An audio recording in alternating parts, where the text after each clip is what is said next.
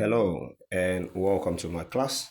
In this module, the topic of discussion is effective prayers according to St. James. Now, the performance objective includes students are able to explain the meaning of prayers as a means of communicating with God and explain why some prayers are not answered and others. Now, the biblical reference is from James chapter 1, 2 to 8, 5, 13 to 18 respectively. Now, introduction. Now, prayer is a means of communicating with God. Prayer is very important in the life of a Christian. It is the means of interacting with God and is also served as a weapon of defense against ones. Now, this was the reason why Christ during his earthly ministry emphasized much on prayer. Now, he told his disciples that they should watch and pray.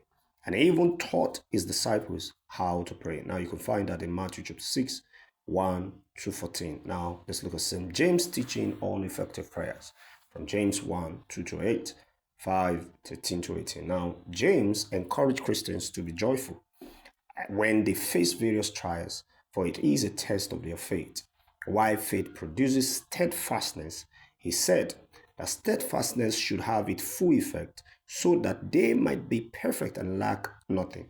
Now, if anyone lack wisdom, he should pray to God, ask, who gives generously and without reproach. Now, James said that Christians must repent of their sins and confess them to one another, for God is holy and does not tolerate sin. Now, prayer must be made in faith without doubting, for the doubter will receive nothing from God.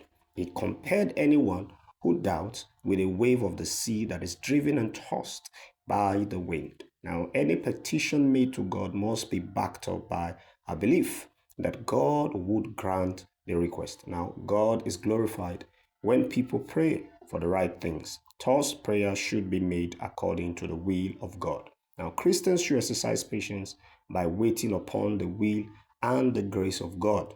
Now, they must pray in humility for their prayers to be effective. Now, they should also be persistent in prayer by praying or unceasing, thing their requests are meant. Now, James taught that the fervent prayer of the righteous had effective, great effect. Now, he gave an example of Elijah who prayed fervently for no rain and there was no rain. Now, he prayed again and there was rain. Now, James advised that the elders of the church should be called to pray for the sick.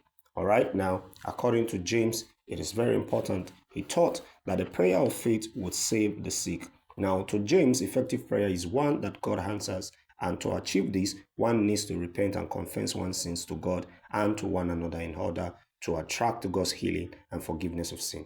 James encouraged Christians to count it all joy when they are met with trials. Now, he says when one faith is tested through trials, one becomes steadfast and later becomes perfect and complete. According to James, if anyone lacks wisdom, he should ask God in prayer and he would have it given to them generously. Now, James holds the view that one must, pray in faith without doubting. So please take note of this. So faith. It says, without faith, it is impossible to please God, for whosoever would draw nigh to God must believe that he exists and that he rewards who seek him diligently. Now, that is in Hebrew 11, verse 6. That is James. Count it all joy, my brethren, when you meet various trials, for you know that your testing of your faith produces steadfastness. And let steadfastness have its full effect, and you may be perfect and complete, lacking nothing. Now, this is James' teaching on effective